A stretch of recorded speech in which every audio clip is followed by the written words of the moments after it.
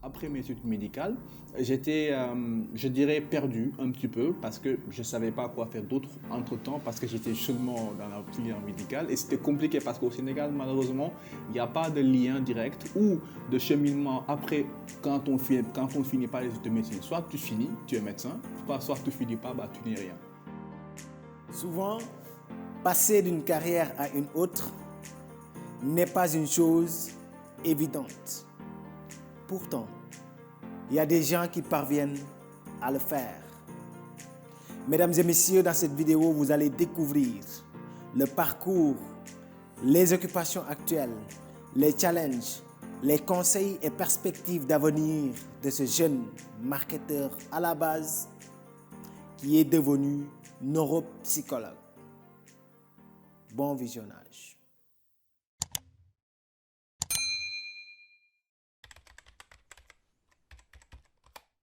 Bonjour à tous et à tous, mon nom c'est Mohamed Lamine Diop, je suis actuellement consultant en biotechnologie. Au fil de mon parcours, je vais vous expliquer comment j'ai pu entamer certaines études et comment je suis abouti à actuellement dont je suis.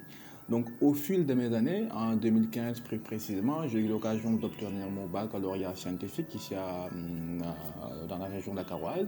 Et au fil du temps, en fait, je me suis intéressé sur les sciences parce que bon, j'étais assez, je dirais, obnubilé par la science, le pourquoi du comment et le comment du pourquoi, et surtout d'aboutir à des solutions variantes et viables sur le plan de l'environnement.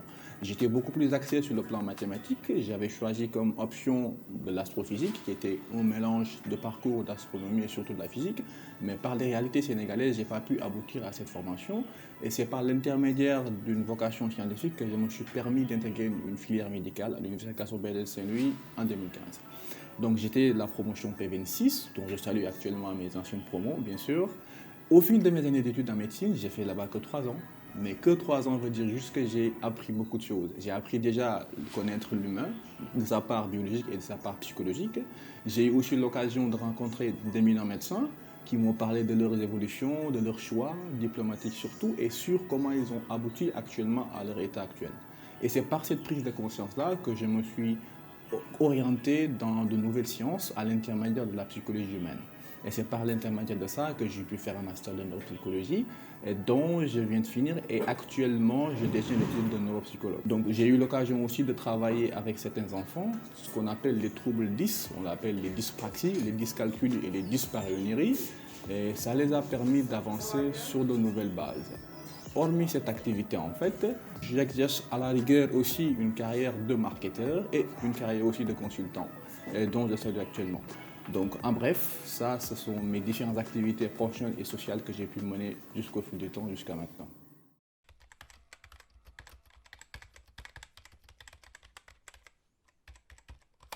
Actuellement, je suis neuropsychologue, mais le rôle du neuropsychologue, c'est simple. Il essaie en fait de trouver ce qu'on appelle les déterminants cognitifs. Quand on parle de cognition, on parle surtout de pensée, de processus mentaux, de mémorisation, d'appréhension et de perception. Et c'est aussi de permettre de créer des tests psychocognitifs afin de déterminer le QI, le quotient intellectuel, certaines dyspraxies et dyscalculs surtout. Donc actuellement, je travaille au niveau d'une école qui s'appelle l'Éveil, qui est à Liberté 1. En fait, cette école est dirigée par une psychologue, Madame Limandas, qui est aussi une neuropsychologue, et qui on travaille avec des orthophonistes pour aider les enfants qui sont atteints de troubles qu'on appelle de l'apprentissage. Donc dyspraxie, de perception attentive, dyscalculie et des déficits moteurs liés à l'apprentissage nocturne. Et souvent, on a créé un programme qu'on appelle le PAI, c'est un programme d'appui aide à la cognition et ça permettra aux enfants d'aller sur de nouveaux plans, sur le plan éducatif surtout. Donc on sort même du cadre éducatif classique du système scolaire sénégalais, mais aussi dans un cadre d'appui pour aider les gens à un processus mentaux difficile et d'avancer sur des bases surtout logiques au fil du temps. Deuxième chose aussi, je suis actuellement aussi professeur de microbiologie à l'université de Dash. Donc là-bas, je donne des cours bilingues, en anglais et bien évidemment en français. Et c'est des cours de microbiologie où je parle de la biologie humaine, de l'interaction neurobiologique entre les infections et sur le plan neurologique aussi. Et c'est aussi d'aider les futurs infirmiers et les futurs sages-femmes de comprendre l'origine même de la vie microbiologique au fil du temps. Aussi, actuellement, comme troisième fonction, je suis consultant dans une société de la place où je gère tout ce qui est consultation avec ce qu'on appelle une phytothérapie. Donc, on utilise des produits biologiques et d'aider les populations sénégalaises à récupérer, dans la majeure partie des cas, une bonne santé au fil du temps et d'évaluer surtout le processus en incluant moins d'expérience sur le plan de nos produits. Donc, c'est ce que je suis en train de faire actuellement. C'est vrai que c'est un parcours ou bien une profession assez atypique, mais ça m'a permis juste d'acquérir des connaissances transversales et qui m'ont permis actuellement d'être là surtout.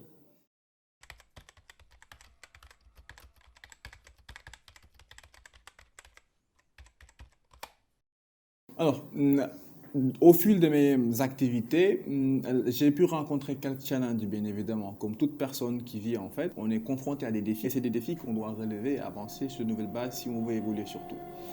La première chose dont je me suis targué, c'est que après mes 2 années de médecine, bon, au fur même de mes études médicales, en fait, je me suis confronté à un système déjà, je dirais pas un système classique. En fait, c'est un système utopique parce que déjà, tout était dans la majeure partie du cas dans une théorie illusoire. Il n'y avait pas vraiment de recherche purement parallèle là-dessus. Et c'était l'une des raisons pour lesquelles m'insérer sur ce milieu-là était compliqué parce que, bon, sur le plan clinique, c'était un peu compliqué. Même lors de mes stages à l'hôpital, je n'étais pas une personne totalement hospitalière. C'est pour vous dire que tous les médecins ne sont pas hospitaliers. Souvent, quand on parle d'hospitalier surtout, on fait référence à tout ce qui est clinique, à tout ce qui est sang, à tout ce qui est opération chirurgicale, à tout ce qui est matériel chirurgical surtout. J'étais beaucoup plus poussé dans tout ce qui est au fil du temps, tout ce qui est autour même du patient, de son entourage, de ses convictions, de son analyse clinique surtout. Donc ça, c'était à peu près lors même de mes études médicales, un challenge que j'ai pu relever grâce à ma dévotion, surtout sur le plan psychologique, parce que je me suis trouvé cette capacité au fil du temps quand j'ai eu l'occasion de rencontrer certains de mes patients et surtout la proximité. L'avantage aussi que j'ai eu par rapport à ça, après mes études médicales, j'étais, je dirais, perdu un petit peu parce que je ne savais pas quoi faire d'autre entre-temps parce que j'étais seulement dans la filière médicale et c'était compliqué parce qu'au Sénégal, malheureusement, il n'y a pas de lien direct ou de cheminement après quand on finit pas les études de médecine. Soit tu finis, tu es médecin, soit tu finis pas, bah, tu n'es rien. Et heureusement, le pouvoir de chercher et de trouver surtout. Et c'est par l'intermédiaire d'une société de la place qui faisait ce qu'on appelle du marketing de réseau. Et c'est là où je me suis vu en fait intégré. Pourquoi? Parce que là-bas, les diplômes, c'est pas un problème majeur. Que tu aies un bac, que tu n'aies pas un bac, c'est pas un souci. Que tu aies les compétences transversales, médicales ou peu importe, c'est pas un souci. Et ça m'a permis en fait de découvrir que les connaissances ne sont que ce qu'on utilise en fait. Peu importe ce que tu sais et que tu ne le maîtrises pas, tu ne le pratiques pas, ça ne sert absolument à rien. Et c'est par l'intermédiaire de ça qu'au fil du temps, je me suis remotivé en fait de continuer mes études et d'avancer sur des bases transversales dont la psychologie actuellement. Et donc, ça m'a permis d'avancer, de traverser beaucoup de choses, surtout sur des utopies, parce que quand je parlais à mes amis qui sont médecins classiques, je dirais, ils me disent, mec, toi, tu fous pas grand-chose, malheureusement, alors qu'ils savent pas que le patient, c'est pas uniquement la clinique. C'est aussi l'humain, c'est aussi le social, c'est son entourage aussi. Donc tout ce qui est l'effet placebo. Donc au fil du temps, j'ai pu découvrir ça et ça m'a permis d'avancer et surtout de faire avancer les autres qui m'entourent aussi. Et dernier challenge dont je dirais par rapport à ça, c'est de m'insérer dans le système marketing, surtout des réseaux. Parce que je ne suis pas un marketeur né, ça c'est sûr. Mes qualités de commerciaux, mes qualités de vente sont assez drastiques, je dirais. Mais je me suis intéressé sur même le marketing. Il y a des carrières qui sont déjà là, qui sont sur le plan médical, qui sont sur le plan aider les autres, l'humanité, parce qu'on est tous humains avant tout. Donc cette charnière d'aider les autres, cette capacité à s'organiser, cette capacité à relever les défis, cette capacité surtout à donner du sens à la vie que nous menons, m'ont vraiment permis d'avancer sur nos bases. Et la mine que vous avez connue en 2015 et aujourd'hui, c'est totalement différent. Et cela, c'est grâce à la société marketing des réseaux actuellement dont je suis. Et pour terminer, par rapport à mes défis psychologiques, c'est vrai qu'au Sénégal, la psychologie est mal vue. On pense que c'est la psychiatrie, on pense que c'est des fous, alors que c'est faux, malheureusement. C'est juste une appréhension que nous avons. Notre rôle à nous actuellement dans la société, c'est de voir d'où ça cloche, de trouver des moyens scientifiques et techniques, hormis même des sciences sociales, et d'organiser tout ce plan-là et d'aider les autres à s'aider eux-mêmes et de les aider aussi à travailler, à bien évidemment trouver ce quoi ils sont capables. On parle d'intelligence surtout. Malheureusement, le système éducatif est fait de telle sorte que l'intelligence, on parle surtout d'intelligence éducative, alors que maintenant, il y a des intelligences transversales qui sont bien évidemment émotionnelles, qui sont surtout le plan de la logique. Et c'est avec cette psychologie-là que nous pourrons aider les enfants à co-construire ce qu'on appelle ce système éducatif en fait. Parce que là, on est déjà dépassé, on est caduque sur le plan système éducatif. Et si vous voyez bien beaucoup d'enfants qui ne sont pas nullards, je dirais, mais qui sont bien, très bien même, cartouches, parce que l'école n'est pas pour eux, parce que l'école est mal faite. Donc pourquoi pas réadapter ce système éducatif? Pourquoi pas réadapter ce système-là? C'est ce que nous faisons actuellement avec des enfants. Et c'est un défi, c'est vrai, mais on est prêt pour les relever surtout.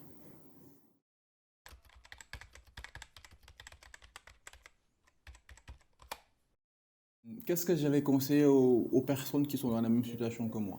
Bah, c'est très simple. C'est-à-dire il faut comprendre qu'au fil de mes années d'expérience, j'ai galéré. Ça, c'est bien. Et ça m'a permis en fait de savoir que la première chose à comprendre là-dessus, c'est d'abord d'aimer ce qu'on fait. Première chose, c'est ça. C'est-à-dire, euh, la médecine, je ne l'aimais pas au début, mais j'ai appris à aimer. Ça, c'est un plus. Après avoir aimé, j'ai appris à développer mes compétences au-delà même de cette filière médicale. Et donc, ça m'a permis aussi de découvrir de nouvelles choses que je n'aimais pas et que je ne connaissais même pas, parce qu'on ne peut pas aimer ce qu'on ne connaît pas. Et ça m'a permis aussi d'aimer la psychologie, d'avancer sur des bases et d'aider des gens. Et surtout actuellement, on est dans une population dans laquelle où les carrières sont faites par des diplômes. Les carrières sont faites par des comment je vais dire, par des correspondants, par des recommandations. Actuellement, nous sommes dans une ère où l'intelligence n'est pas statique. On parle d'une intelligence qui est holistique, qui est transversale, qu'on peut transposer. Alors, souvent, on parle d'intelligence. L'intelligence, c'est juste le fait de connaître, de résoudre des problèmes et de l'appliquer dans des résultats différents. Et surtout, cette intelligence-là nous permet d'avancer. Donc, première chose, c'est d'abord d'aimer ce qu'on fait. Deuxième chose aussi, c'est de s'exercer. C'est très simple. Après avoir terminé, bon, je dirais après avoir stoppé mes études médicales, c'était intentionnel bien évidemment, j'ai pas stoppé de chercher médecine parce que la médecine elle est partout. Bien évidemment, il y a des causes somatiques et des causes psychologiques de beaucoup de maladies. Et c'est par l'intermédiaire de mes connaissances en psychologie qui m'ont permis d'aider beaucoup de gens en médecine. Et c'est par mes compétences et mes acquis en médecine que j'ai pu développer de la psychologie surtout. Ce qui veut dire qu'il n'y a pas de limite à la connaissance. Ce qui est la limite en fait, c'est juste parce qu'on se limite sur ce qu'on nous donne et c'est de ne pas chercher au-delà même de ce que nous voyons en fait. Donc troisième aussi et dernière surtout conseil que je vais vous donner, c'est surtout en fait de persévérer. C'est très simple. C'est vrai que j'ai longtemps hésité surtout parce que depuis que j'ai arrêté mes études médicales jusqu'à l'obtention de mon master, je suis resté 2 à 3 ans sur une phase de méditation. Ce n'était pas une phase perdue parce que ça m'a permis d'intégrer une société de marketing et cette phase-là n'était pas inerte du tout. Ça m'a permis d'abord de me découvrir moi-même parce qu'avant d'aider les autres, il faut d'abord se connaître. Ça m'a permis de me connaître, ça m'a permis aussi de comprendre le besoin même réalité de la société. Parce que quand on est à l'université, on ne connaît pas c'est quoi le marché de l'emploi. On ne connaît pas. Et là, c'est avec cette société que j'ai pu en fait connaître les réalités du marché de l'emploi. Que j'ai su que travailler pour soi, c'est déjà bien. Mais surtout travailler pour soi et d'aimer ce qu'on fait aussi, c'est mieux. Et c'est par l'intermédiaire de tous ces paramètres-là que j'ai pu actuellement être là où je suis. Donc ce sont ces conseils-là, à la rigueur, que j'aimerais vous donner, qui ne sont pas vraiment exhaustifs, mais qui vous donnent des ébauches à votre recherche surtout, parce que la connaissance, elle est transversale.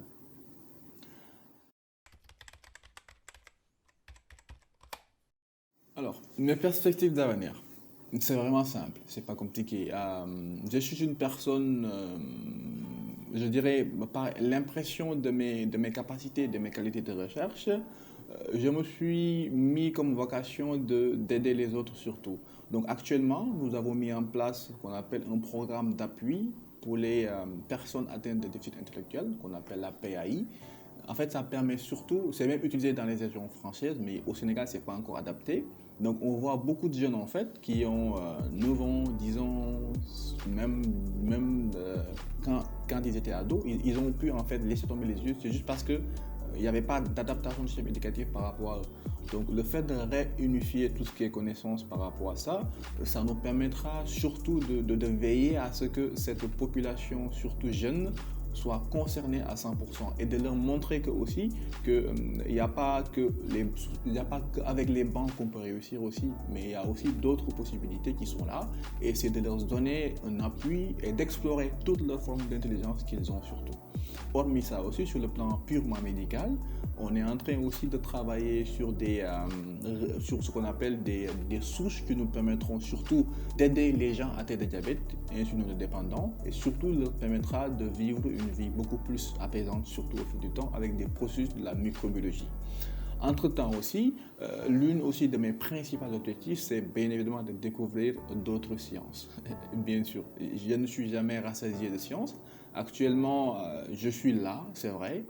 J'ai encore l'occasion de découvrir de nouvelles choses. Pourquoi pas demain parler de neurosciences, pourquoi pas demain parler de sciences transversales, hormis même mes activités actuelles. Donc, entre-temps aussi, nous sommes en train aussi de mener des projets. Un projet qui s'appelle PsychoAddict. PsychoAddict, en fait, c'est un projet qui permettra de proposer ce qu'on appelle des consultations déjà en ligne, ce qu'on appelle des téléconsultations sur le plan psychologique, et des consultations présentielles, et qui permettra de prendre en charge les troubles mentaux que nous avons ici au Sénégal et d'aider aussi à tout ce qui est sexologie, à tout ce qui est aussi des troubles liés avec la vie conjugale. Donc tout ça, c'est des paramètres et des mesures que nous mettons en place à partir de 2020 et qu'on espère bientôt qu'ils vont aboutir. Alors, pour finir, j'aimerais juste revenir sur quelques points qui sont essentiels pour moi, je pense. J'aimerais vous rappeler que l'être humain est un être doté de savoir et seulement le savoir nous permettra de gagner le cœur des autres, la confiance des autres. Il nous permettra surtout aussi d'avancer sur la base de la vie. Et c'est avec cette dévotion que je pousse les jeunes d'actuel, surtout au Sénégal et même dans le monde, de s'intéresser à la science. Quand on parle de science, on ne parle pas de mathématiques, on ne parle pas de physique, mais il y a aussi les sciences humaines qui sont là. Il y a aussi des sciences holistiques, il y a d'autres capacités que nous pouvons apprendre, hormis même les bons. Suivre des cours en ligne, faire votre expérience sur le plan de la vie, arrêter des fois, faites des positions, arrêtez des fois les études, c'est bien. Il y a ce qu'on appelle les années de césure dans les autres pays, qui sont des années où 1 an ou 2 ans, on est toujours étudiant, mais on est dans la vie active, on nous permettra de voir le marché du travail et d'alterner surtout sur le plan du travail. Hormis ça aussi, j'aimerais saluer tous les internautes surtout qui nous suivent actuellement. Et j'encourage cette initiative surtout parce que le fait déjà de s'intéresser sur des domaines connexes nous permettra de découvrir ou de redécouvrir surtout nos capacités humaines. Donc je vous exhorte surtout à suivre ces personnes surtout qui nous aident à vous aider surtout et de vous donner des informations qui sont les plus qualifiables par rapport à ça. Donc je vous remercie pour votre attention et je vous dis à bientôt. Les connaissances ne sont que ce qu'on utilise. Voici le parcours d'un jeune qui nous montre encore une fois combien il est important d'aimer ce que l'on fait. Même si aujourd'hui nous n'aimons pas l'activité que nous faisons, mais nous sommes capables de créer, de cultiver cet amour, car nous avons le potentiel pour le faire. À travers son parcours aussi, il nous montre à quel point il a fait preuve d'adaptation pour être capable de créer un pont entre la médecine et la neuropsychologie. Un serment de courage, de volonté, de persévérance, mais surtout de motivation. Et Abraham Lincoln disait que la motivation, c'est quand les rêves enfilent leurs habits de travail. Mesdames et messieurs, si cette vidéo vous a plu, je vous invite à cliquer sur le bouton j'aime, à la partager autour de vous et à venir nous dire en commentaire ce que vous en pensez. Quant à moi, je vous dis à la prochaine épisode. Donc, actuellement, nous sommes avec une ère qu'on appelle du coronavirus. Il faut comprendre que par rapport à toute maladie ou bien à toute pandémie, l'humanité n'est jamais préparée.